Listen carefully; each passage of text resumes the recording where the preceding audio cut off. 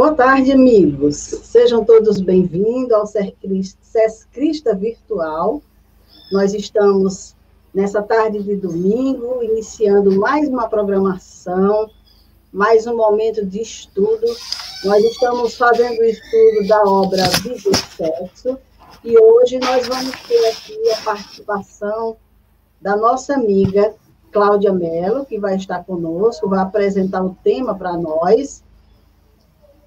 Mas antes a gente vai aqui comunicando aos nossos amigos que vão entrando no chat, que vão entrando aí através do Facebook, do YouTube, porque nós também transmitimos pelo Instagram, mas isso a gente faz no segundo após a programação.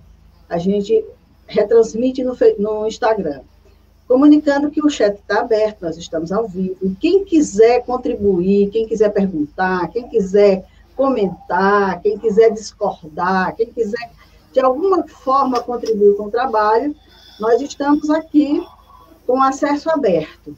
E também informando a todos que essa programação que nós estamos fazendo da obra Vida e Sexo já é uma programação que a gente vem realizando porque nós estamos estudando a obra por inteiro. Então, nós estamos desde o primeiro capítulo, esse é o 18º já, e nós estamos quase que finalizando, porque é um livrinho pequenininho, é um pequeno grande livro, como bem disse a doutora Kátia na semana passada. Mas todos esses estudos que nós fizemos ao longo desses domingos, eles estão lá no nosso canal, no Sescrista Virtual, do Centro Espírita Semente Cristã, e também no canal Dora Rodrigues Espírita.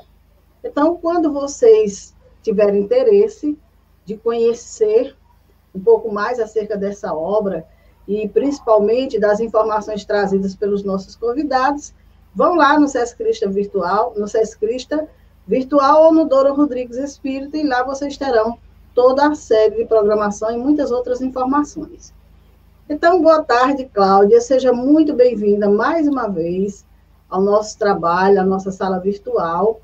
A Cláudia é uma colaboradora do Movimento Espírita, é uma amiga que a gente considera assim, quase como que uma belíssimo no campo da doutrina. A gente gosta muito da fala dela e é um prazer tê-la conosco nesse momento em que ela vai conversar conosco sobre esse 18º capítulo. Então, fique à vontade, Cláudia. Boa tarde, faça suas considerações e fique à vontade para a sua tarefa de hoje. Muito obrigada. Mais uma vez, muito obrigada. Boa tarde a todos. É um prazer estar aqui, que agora, nesses tempos de pandemia, mais do que nunca, a tecnologia vem nos ajudando a continuar a trabalhar, a expandir o pensamento espírita, no intuito de que ele seja um consolo, um alerta, um apoio para todos nós que acreditamos na doutrina espírita e para quem esteja precisando, seja espírita ou não.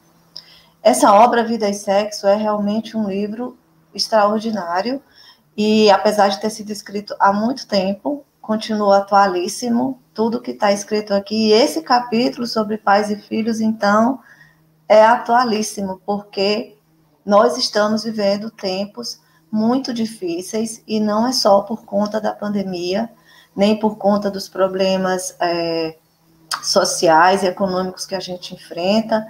A crise de relacionamento é muito séria nas famílias, nós vemos as pessoas desajustadas, nós vemos as pessoas inseguras, índices de depressão terríveis, consumo de psicotrópicos nas alturas, índices de suicídio alarmantes e descendo a faixa etária, caindo a faixa etária, e nós acreditamos e temos indícios, informações confiáveis de que isso tem a ver também bastante com a dinâmica da família, da qual esse livro, em última análise, trata.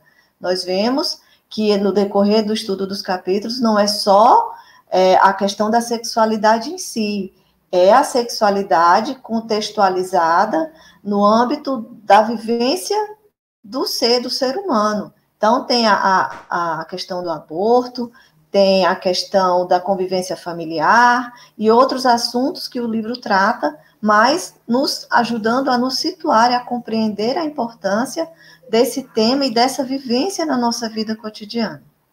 Nós vamos iniciar a nossa fala lendo um trecho do capítulo que nos parece fundamental para poder desenvolver o tema, e a partir dos eixos que nós podemos identificar nesse item 18. Então, ele diz aqui: a ingratidão é um dos frutos mais diretos do egoísmo. Revolta sempre os corações honestos. Mas a dos filhos para com os pais apresenta caráter ainda mais odioso.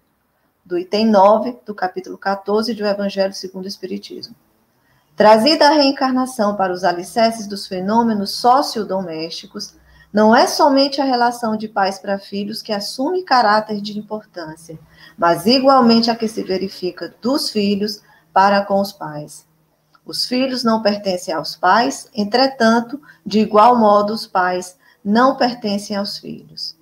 Então, são as primeiras frases do capítulo, e nós vamos encerrar aqui a leitura para...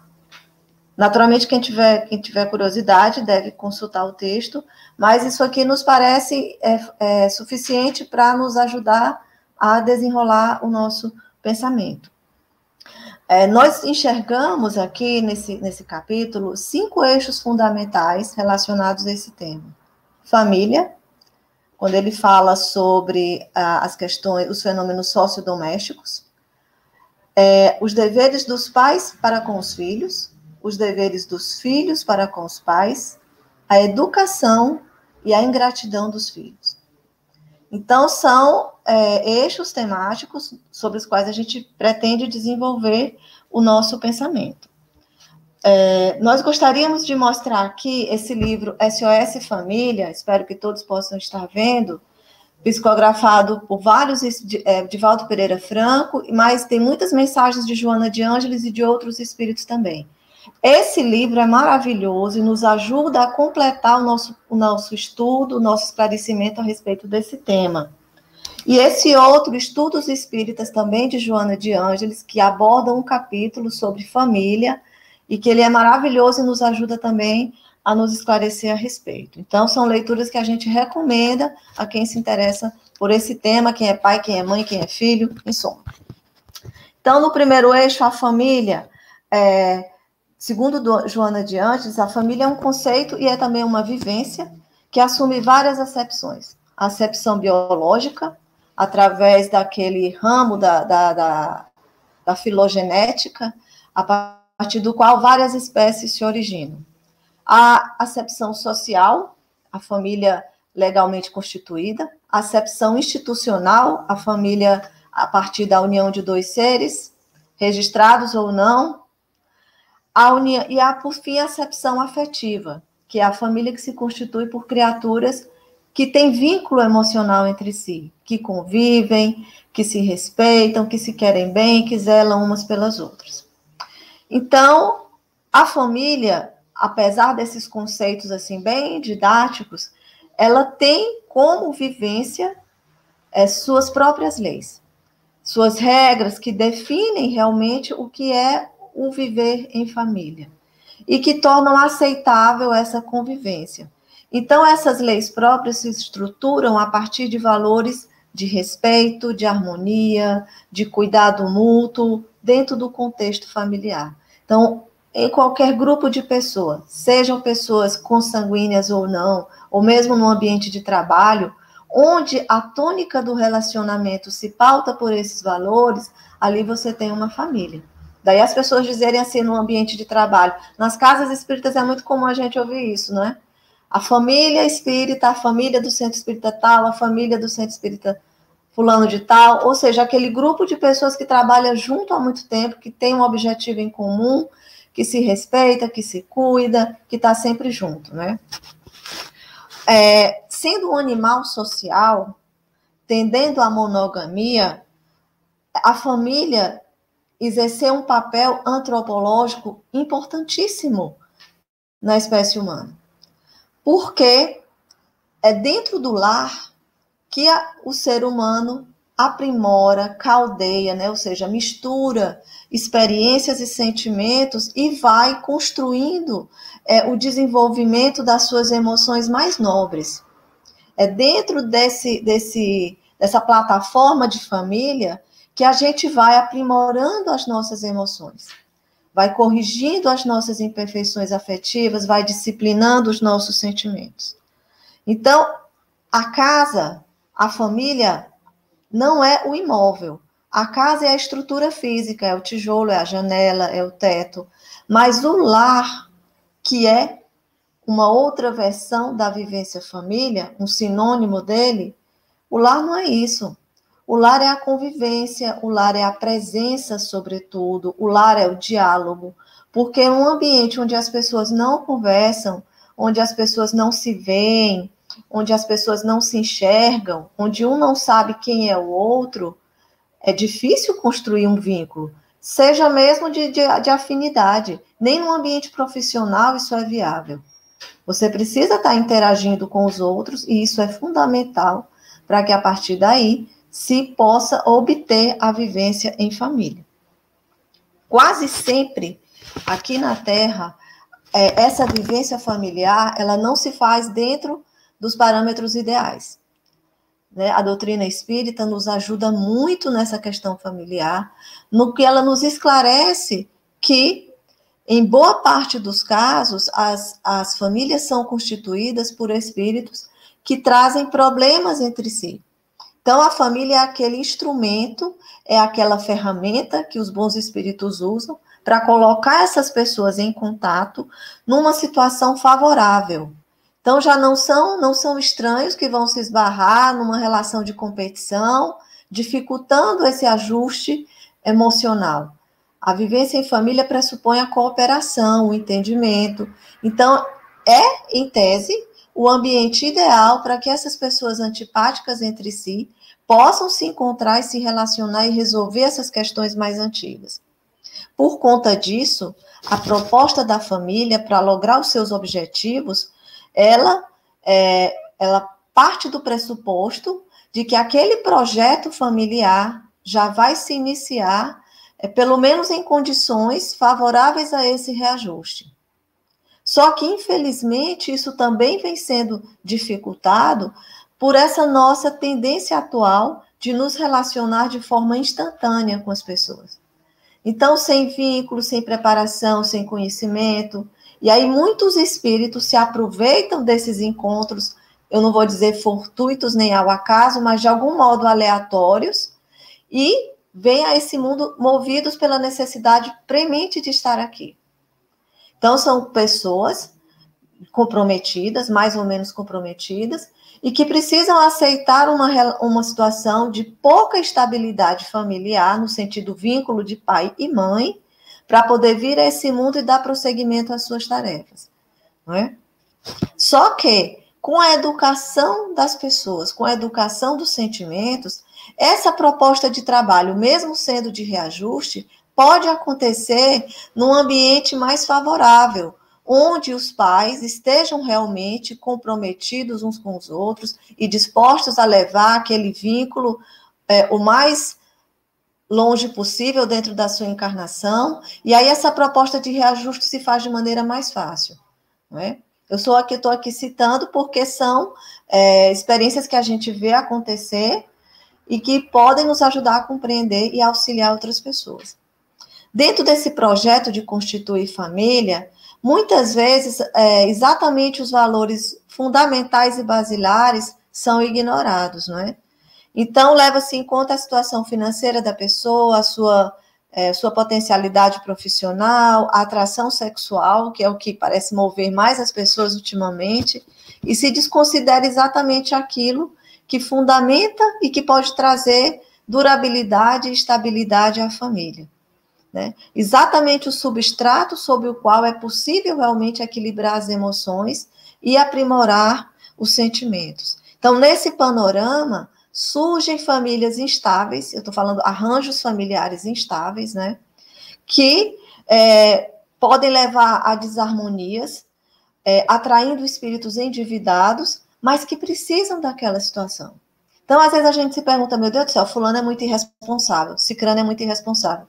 Vai ter um filho nessa circunstância, mal conhece o cicrano? Então, nós não temos condição de julgar de jeito nenhum. Nós não temos condição de avaliar as experiências alheias. Deus é amor e ele zela por cada um dos seus filhos. A doutrina também nos esclarece que as reencarnações elas não acontecem de maneira desordenada.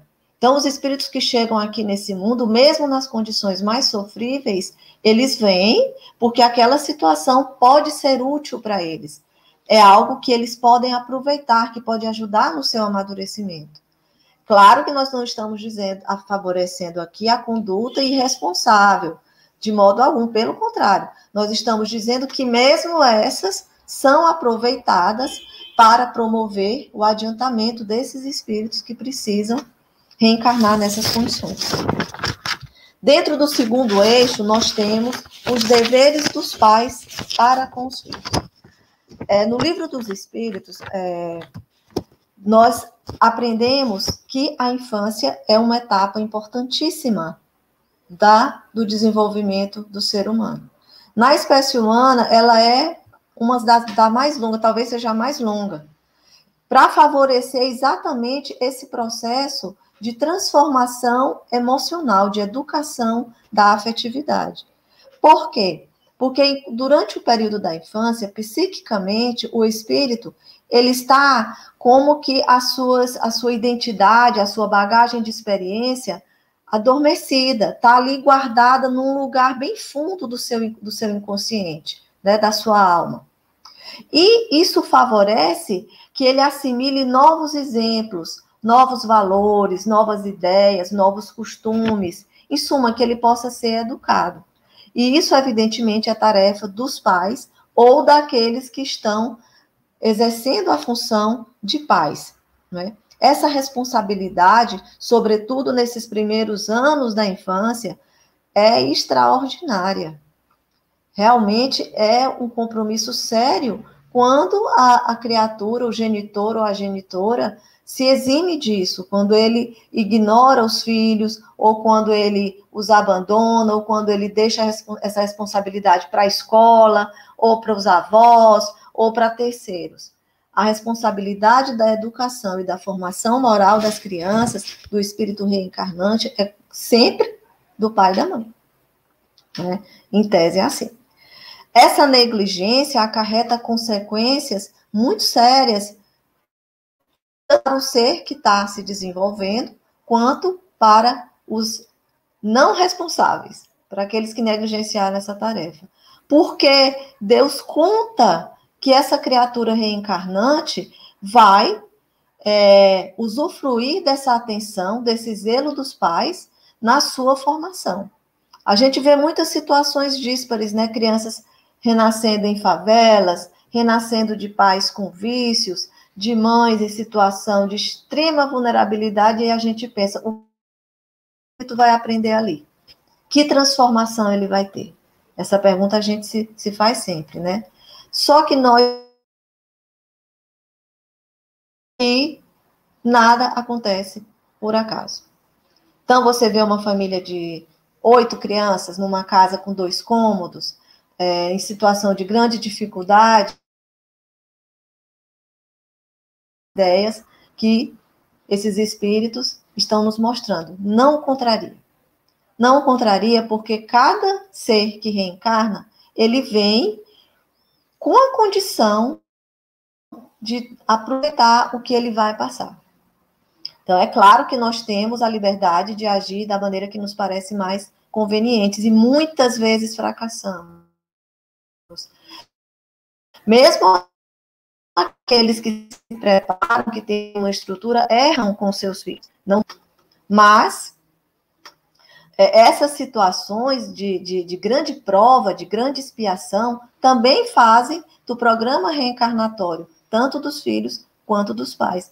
E o testemunho, o desafio é exatamente vencer essas adversidades. Portanto, que o mais importante, como eu já tinha falado antes, não é a condição social, a estrutura física, é o vínculo de amor. Quando existe família, esses problemas são e podem ser contornados, podem ser suavizados, porque as metas reencarnatórias, elas diferem. Quem vive melhor tem a obrigação de se aprimorar mais, mas quem vive com maior dificuldade, se espera que aquela criatura não sucumba, muitas vezes sucumba apenas às pressões, aos obstáculos que ela sofre. Então, cada um está na situação que lhe é propícia, que lhe é compatível, para que ele possa melhorar, para que ele possa dar um passo adiante no seu amadurecimento e na sua evolução.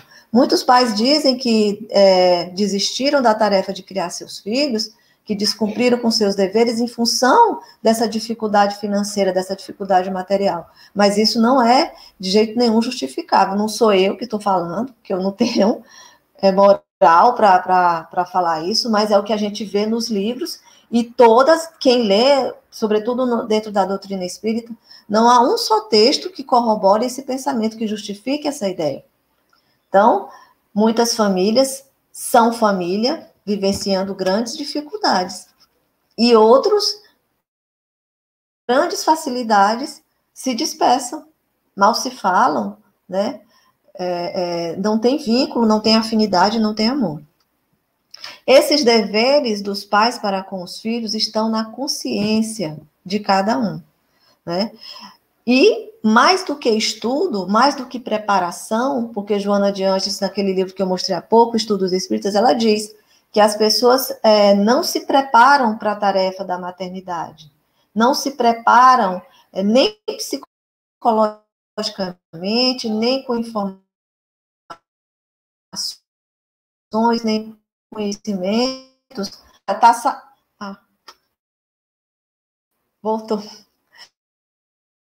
Nem exercer essa tarefa. Mas o que mais escasseia é amor. O que mais escasseia é a vontade de cuidar, é a vontade de estar junto, é a vontade de proteger, é o afeto, é o carinho. Isso é que mais faz diferença nessa harmonização entre pais e filhos. E o texto do livro nos fala sobre isso. Então, a preparação psicológica, fundamental. O conhecimento teórico, fundamental. Mas o amor é que prepondera. Raciocinemos que décadas atrás as nossas mães não tinham tempo para estudar para ser mãe. Elas aprendiam as coisas da casa, né, do cuidado com o marido, mas não tinham essa preparação que hoje as escolas, a TV e os meios de comunicação nos podem propiciar. Mas nós nos amavam profundamente. E não há quem se queixe de uma mãe porque ela não tem estudo, porque ela não soube usar uma palavra bonita ou dizer a frase mais perfeita, né? O vínculo da família, que se alimenta de amor, ele nasce também da experiência, da vontade que a pessoa tem de cuidar e de proteger. E isso é genuíno na natureza humana. Nós reconhecemos quando alguém gosta de nós de verdade ou não. Porque essa vibração de amor nos alimenta também, nos fortifica, nos estabiliza, nos acalma. Então, é essa a questão fundamental. Esses deveres dos pais, resumindo, seriam o cuidado, o amor, a proteção, né, a presença, que muita gente abre mão disso. Terceiro eixo, educação. É a grande tarefa dos pais em relação aos filhos. E educar não é tarefa fácil, de jeito nenhum, não é? Os pais educam para o mundo, não educam para si. Educam para o convívio social, educam para que a pessoa seja um bom cidadão. Que a educação que a doutrina espírita propõe é a educação integral, é a educação da alma. Isso é coisa para a vida inteira, todas as encarnações. Então, os pais e as mães de agora são um elemento, nossas experiências já vividas em outras oportunidades, para nos promover, para nos acelerar esse processo de educação. Visa o nosso aprimoramento. A escola forma o cidadão, o lar forma o ser humano, forma o homem, forma a mulher de bem, o espírito equilibrado, tranquilo, e feliz de preferência, né? A educação na doutrina espírita encontra os subsídios, as plataformas, os recursos, as bases filosóficas, científicas, religiosas, teóricas e práticas para se alcançar esse desiderato de aprimoramento moral, intelectual e espiritual, né? E nos dá aos pais também, por outro lado, em contrapartida, uma noção mais clara do quanto é difícil educar, do quanto exige da nossa parte disciplina, porque a educação se faz pelo exemplo, né? Você fala uma coisa, a pessoa ouve, mas se você vive aquilo que você fala, isso impressiona e marca o espírito. É aí, é nesse momento que pode haver a transformação daquele ser, daquela criaturinha que está crescendo, que está renascendo para o mundo. É a partir do que ela vê ser feito, do que ela vê sendo vivenciado, e não só do que é dito, né? No Livro dos Espíritos, na questão 917, Kardec pergunta aos espíritos qual o meio de se destruir o egoísmo, porque o egoísmo foi, por eles, apontado como o maior inimigo do ser humano para o seu desenvolvimento. É a maior chaga, o maior vício da humanidade. No comentário que se segue à resposta deles, Kardec escreve o seguinte: a educação, se bem entendida, é a chave do progresso moral. Quando se conhecer a arte de manejar os caracteres, como se conhece a deles, por endireitá-los como se endireitam as plantas jovens. Todavia, esta arte exige muito tato, muita experiência e uma profunda observação. São 3 virtudes que são diretamente relacionadas à disciplina, e é a coisa que a maioria não tem, e às vezes pouco se esforça para conseguir. Então, é a paciência, é a tolerância, é a humildade, porque para você ser um bom observador, você não pode projetar no outro as suas experiências, nem as suas ideias e nem os seus sentimentos. Você tem que aprender a observar sem o filtro, né, do seu pré-julgamento. Então, essas habilidades para se educar alguém são difíceis de ser conquistadas, mas nesse contato uns com os outros, acertando, errando, se esforçando, sobretudo, buscando se esclarecer, a gente vai minimizando essas falhas, né? Então, a doutrina espírita é um recurso extraordinário, é uma ferramenta ao alcance de qualquer pessoa. Você não precisa se dizer espírita para isso, não precisa sair do seu pensamento religioso, do seu pensamento filosófico, mas se você toma conhecimento dos ensinamentos espíritas, das ideias espíritas sobre educação, você melhora muito o seu trabalho, a sua possibilidade de educar-se e de educar aos seus filhos, aos seus sobrinhos, às pessoas à sua volta, com mais eficiência, né, com mais sucesso dentro desse projeto. Porque são os testemunhos dos espíritos, é o Evangelho do Cristo, que é estudado continuamente, que ali é uma lição de disciplina do começo ao fim, não é? São as ideias filosóficas que Kardec desenvolve, uma literatura vastíssima que nos ajuda nesse processo, porque aí o ser não é compreendido como alguém que nasceu da barriga e vai desencarnar no túmulo. Ali, com a doutrina espírita, nós enxergamos naquela criatura um ser que tem uma história pregressa, que eu tenho que contribuir para que ele melhore, a quem eu preciso estudar e observar para combater o principal vício, que é exatamente o egoísmo. Então, nesse processo de educação, o combate ao egoísmo é uma das tarefas mais importantes e, com certeza, fundamenta, alicerça os outros progressos que esse espírito possa vir a ter. E eu não posso fazer isso alimentando nos meus filhos os seus caprichos. Eu não posso fazer isso ensinando para ele que o mundo é dele, que ele pode fazer o que ele quiser. Eu não posso fazer isso querendo poupá-lo de testemunhos e obstáculos que são fundamentais para que ele se fortaleça como ser humano e como espírito imortal que é. Então, a doutrina espírita abre o nosso pensamento para que nós possamos compreender a tarefa de educar com mais propriedade e nos empenhemos com mais força nesse sentido, sabendo que vamos errar sim, que vamos nos equivocar, mas tendo a perseverança desse propósito de aprimoramento. Então, quem busca educar-se, quem tem essa responsabilidade, tem que observar no educando os seus defeitos, as suas fraquezas. Logo, o pai e a mãe, esclarecidos pela doutrina espírita, buscam nos seus filhos o que eles têm de ruim. Não sou eu que estou dizendo, mais uma vez, estou aqui repetindo e tentando aprofundar o pensamento dos espíritas e também está no Evangelho segundo o Espiritismo. É preciso dedicar-se a observar os defeitos dos filhos, como o jardineiro observa e combate as ervas daninhas. Não sei se esse texto é de Santo Agostinho, mas eu sei que está no Evangelho segundo o Espiritismo. Então, esse eixo da educação, que é uma tarefa primordial dos pais e que às vezes fica negligenciada, né?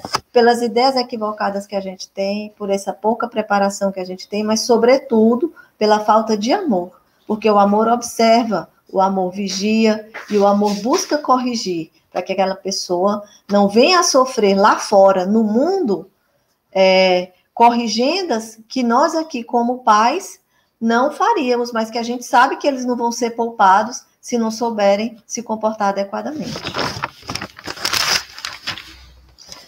Quarto eixo, deveres dos filhos.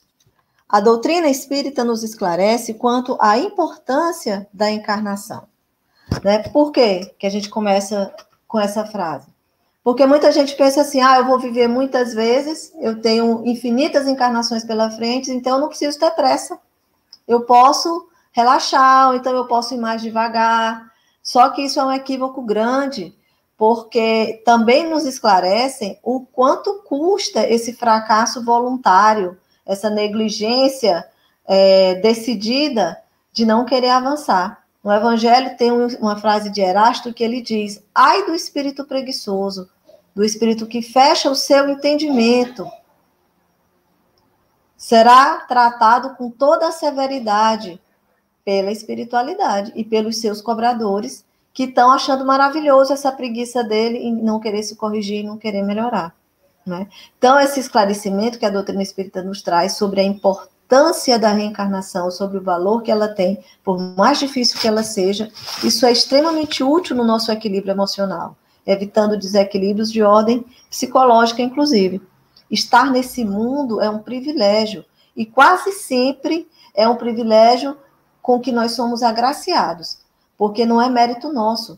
São espíritos superiores, os anjos da guarda, amores de outras encarnações que trabalham, que empenham os seus esforços para nos dar uma nova chance aqui na Terra. Então, a gente pensa que cai de paraquedas aqui, não é. Essa encarnação, ela vem porque outros estão trabalhando para que a gente possa estar aqui e aprender e melhorar. Então, existem muitos pais que apenas põem no mundo, que só procriam, que não cumprem de jeito nenhum com as suas obrigações, que negligenciam, que abandonam, fazem coisas horríveis, que a gente vê, né, na TV, nos rádios, nos telejornais, mas, mesmo assim, essas criaturas não devem ser vistas pelos seus filhos como inimigos. Precisam ser compreendidos como pessoas que erraram feio, pisaram na bola, mas são aqueles que nos deram uma oportunidade que a gente não tem como pagar. Talvez nem mesmo na pessoa dos nossos filhos, dando continuidade a esse processo. Os pais nos dão uma oportunidade que é decisiva na nossa vida, porque uma encarnação inteira de sofrimentos bem suportada nos faz mudar de nível. Há muitos testemunhos, muitos relatos disso na literatura espírita. E mesmo nas reuniões mediúnicas, né? Quem trabalha com reunião mediúnica, aqui e acolá, houve um depoimento desses que enche o coração da esperança de pessoas que souberam suportar suas provações e lá na espiritualidade, às vezes até antes de reencarnar, já conseguem usufruir dessa boa conduta, dessa atitude disciplinada, pelo bem-estar, pela paz, pelo equilíbrio que eles trazem. Então, mesmo sendo alvo de indiferença, de maus tratos até, a gente deve procurar se esforçar para viver em relação aos nossos pais aquele mandamento de perdão que Jesus Cristo estabeleceu como uma lei para todos. Então, perdoar no pensamento cristão não é uma caridade imensa que a gente faz. O perdão é algo que está na lei de Deus, é algo que a gente deve fazer e que a gente... Nós também erramos. E se nós hoje vivenciamos a negligência dos pais, isso certamente tem uma razão. Independente disso, de ficar buscando no passado motivações para isso, nós temos a condição de superar isso e de seguir em frente com a nossa vida.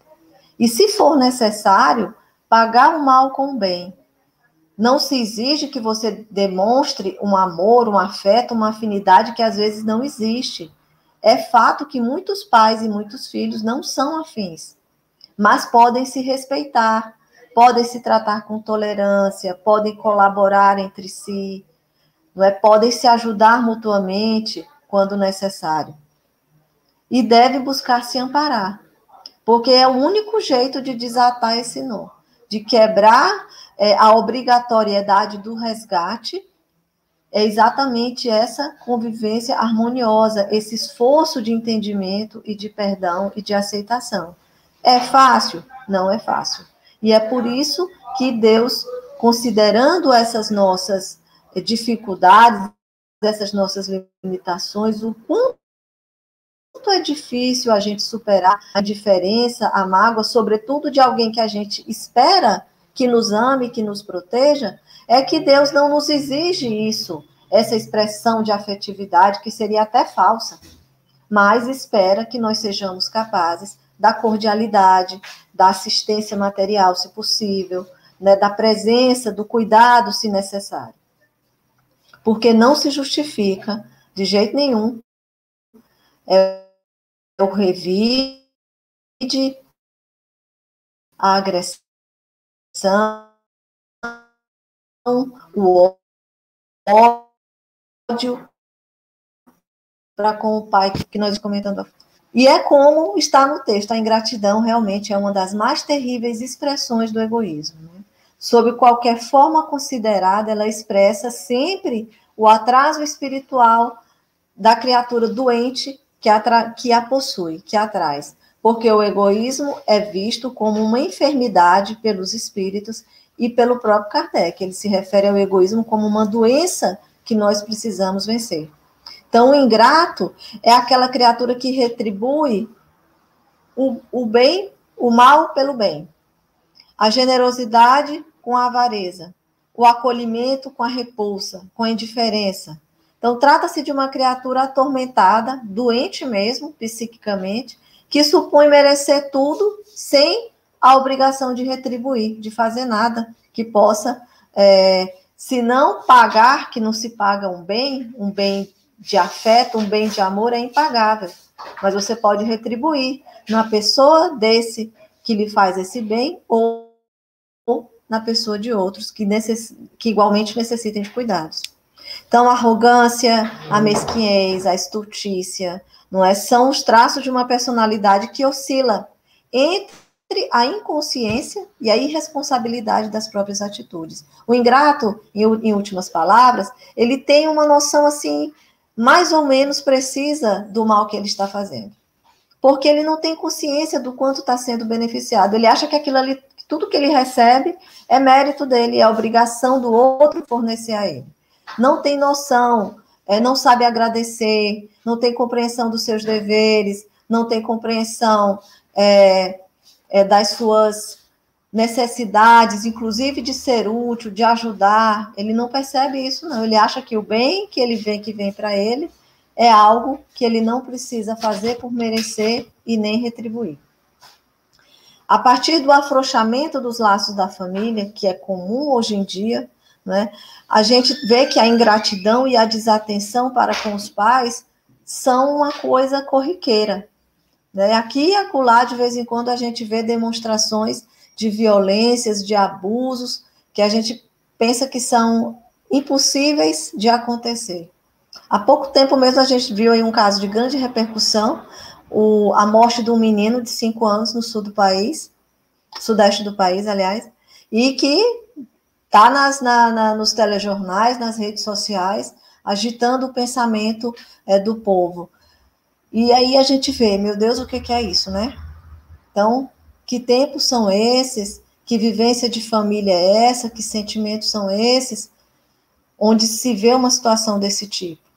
Sem querer julgar fulano, cicrano, a gente vê aí o quanto é urgente essa educação para a família.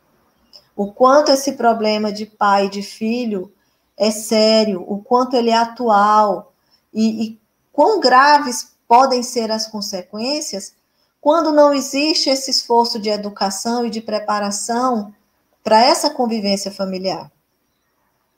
Há filhos que recebem dos genitores as mais genuínas demonstrações de amor, de cuidado e de zelo, mas desde cedo se mostram frios, se mostram indiferentes, agressivos, irritadiços, preferem a companhia, às vezes, dos vizinhos, dos tios, dos parentes, evitam a presença dos pais.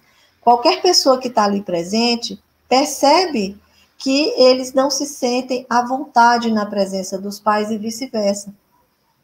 Então, como a gente pode explicar uma situação dessas? A doutrina espírita nos traz a resposta, nos esclarecendo que são espíritos profundamente endividados uns com os outros, nascidos naquela situação de íntima convivência para resolver isso, para o cuidado de com o outro, a atenção, possa ir aos poucos substituindo aquela animosidade pelo respeito, pela confiança, pela empatia. É um processo lento, às vezes doloroso, não é? Porque é muito ruim você ver um filho lhe rejeitar, ou você se sentir rejeitado pelos seus pais, ou você perceber que o pai ou a mãe gostam mais do irmão do que de mim, ou da irmã do que de mim, dá mais atenção para, às vezes, até um sobrinho do que aos próprios filhos, mas isso é uma coisa que acontece, que faz parte do cotidiano das nossas famílias. E a doutrina espírita, esclarecimento das reencarnações, de que uma das propostas e finalidades das encarnações é exatamente esse reajuste, essa mudança de laços, de ressentimento para laços de amizade, de algemas de ódio, pelas mãos dadas, da boa convivência, do respeito e da tolerância.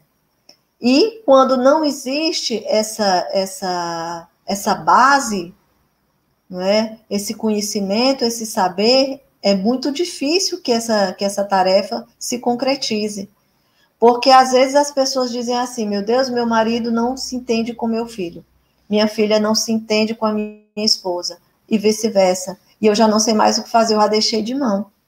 No que a pessoa deixa de mão, ela está negligenciando a responsabilidade de harmonizar aqueles espíritos. Então, através da prece, através do estudo do Evangelho no lar, através de boas leituras, através do tempo que se tem junto dentro de casa, a gente deve procurar promover essa harmonização, porque mais cedo ou mais tarde os filhos vão embora. Então, esse tempo de harmonização, de reajuste, ele é relativamente curto. A gente pensa, meu Deus, conviver com alguém que lá nas suas entranhas lhe inspira repulsa é muito ruim. Sim, realmente não é agradável.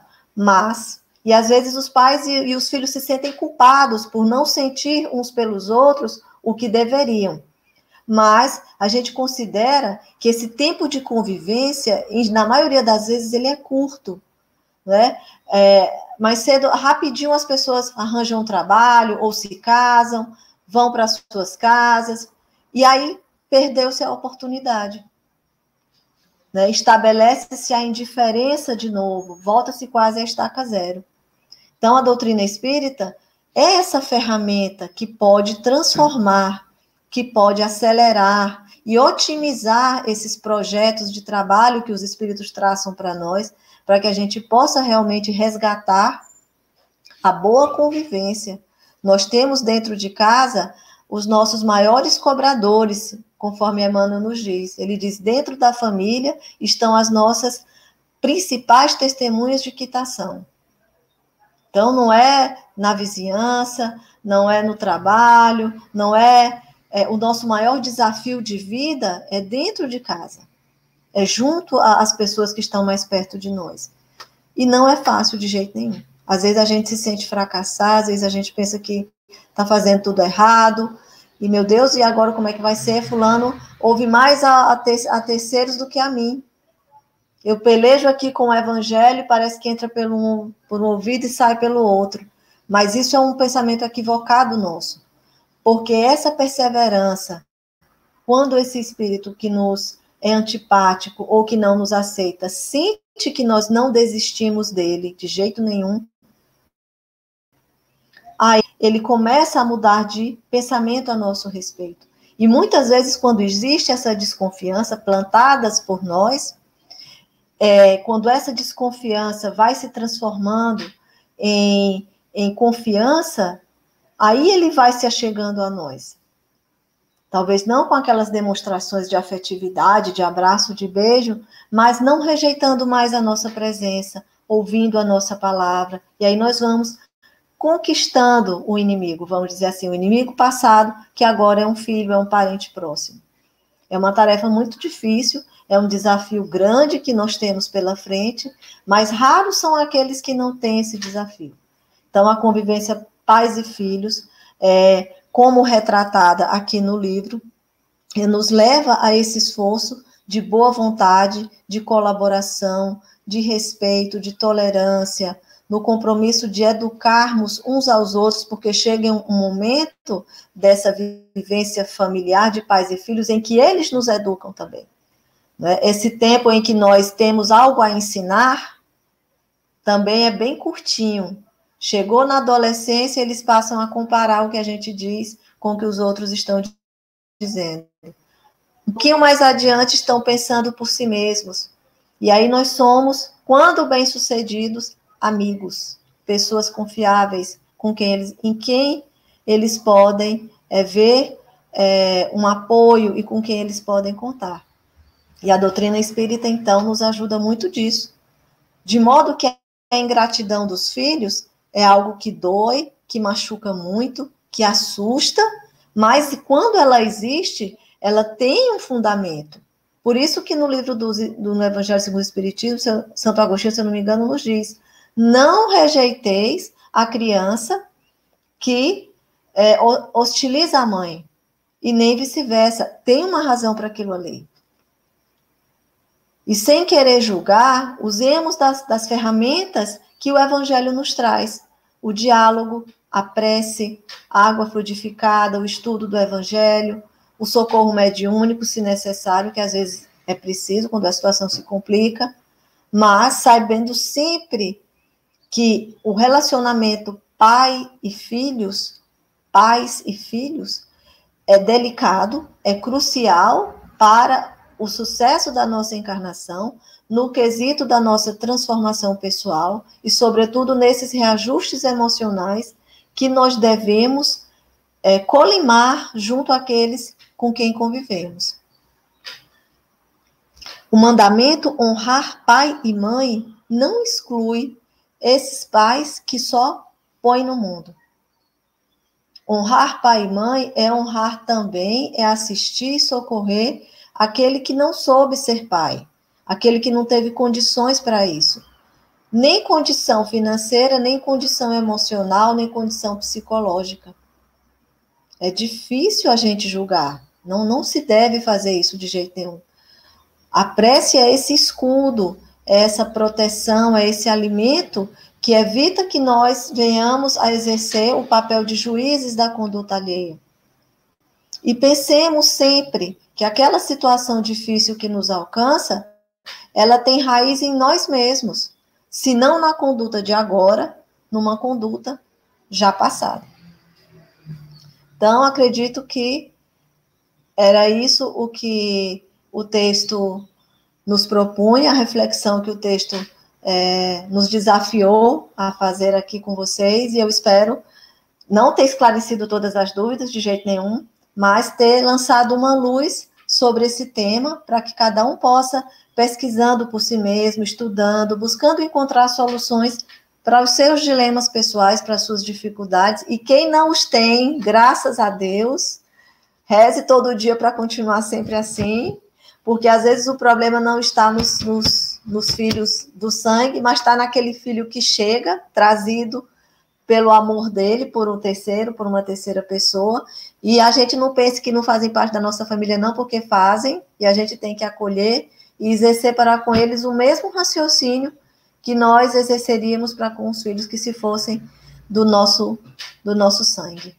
Então, esse acolhimento é para todos, né? A fraternidade, que é a vivência que fundamenta a família, é para todos.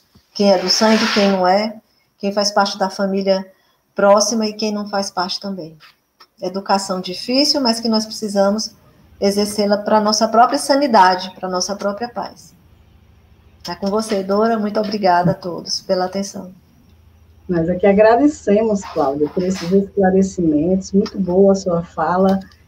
E assim, eu fico pensando nessa obra, ainda tão desconhecida de tantas pessoas, que traz tantas respostas aos nossos questionamentos, o quanto seria bom para as pessoas conhecerem, lerem a obra, tirar entendimento das questões, porque responde muito às questões familiares. Nós sabemos que o ambiente familiar hoje está passando assim por situações muito difíceis. O próprio livro da Gênese fala desse momento de transição em que a família vai ser gravemente atingida, né? E nós estamos vendo aí tantas questões no seio familiar, que uma obra que há 50 anos foi lançada traz, assim, luzes de esclarecimento de como nos conduzir, como a gente deve se posicionar diante de certas situações. Então, é muito importante. Com certeza. Seria muito bom que as pessoas tivessem um interesse de conhecer, sem preconceito, porque é uma obra espírita. Leia de tudo e retendo o que há de bom, com certeza vai encontrar muitas orientações, muito consolo, muito esclarecimento, a partir da leitura dela. Entender, poxa, essa situação que eu vivi, eu não sabia que era isso, né? Somente o processo reencarnatório está muito presente na obra inteira. Sim. Sim, pode ficar à vontade. Aqui no último parágrafo do texto, ele diz: os pais lembram alunos em condições mais avançadas de tempo no currículo de lições, ao passo que os filhos recordam aprendizes iniciantes quando surgem na arena de serviço terrestre. Então, a gente vê aqui por esse conceito que os pais, quando bem-sucedidos, eles estão um pouquinho mais avançados.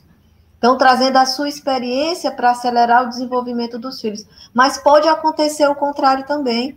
Pode acontecer de haver filhos mais amadurecidos. Então, a tônica principal é a tolerância. É exatamente isso que a gente mais tem dificuldade de fazer, que é perdoar e saber conviver com as pessoas, com as suas dificuldades, com as suas limitações. É complicado, porque não é coisa de ciência de saber.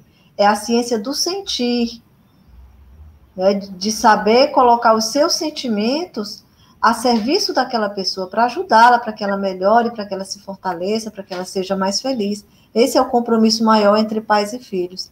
E aí, a questão da experiência, da maior ou menor experiência, que às vezes a gente espera que os pais tenham mais experiências e às vezes não tem. Daí são esses pais que negligenciam as suas tarefas e que precisam do perdão dos filhos e da própria sociedade também, né? Que a gente não dá mole não para esse pessoal. A gente gosta de criticar, de julgar, de condenar. E nem isso, pelo que os espíritos nos dizem, a gente pode fazer. O correto, o certo, o dever a cumprir é amparar essas criaturas com o esclarecimento, com a advertência, mas sem o julgamento, sem colocar uma carga maior de aflição, de perturbação na vida daquela criatura, né? É verdade. Bem, amigos, nós estamos encerrando o nosso Papo Domingueiro de hoje, convidando vocês a seguirem com esse estudo no próximo domingo. Nós teremos a continuidade, o capítulo 19, mas antes de encerrar, eu vou colocar aqui a nossa vinheta da programação, que nós realizamos aqui pelo SESC Crista Virtual, e essa semana passada nós não tivemos atividade em virtude da Semana Espírita Chico Xavier, que foi apresentada, que teve muitas palestras, e aí a gente preferiu priorizar essas palestras da Semana Espírita. Estamos retomando hoje o trabalho do canal SESC Crista Virtual. Então, já a partir de amanhã, a gente já tem atividade. Vamos observar.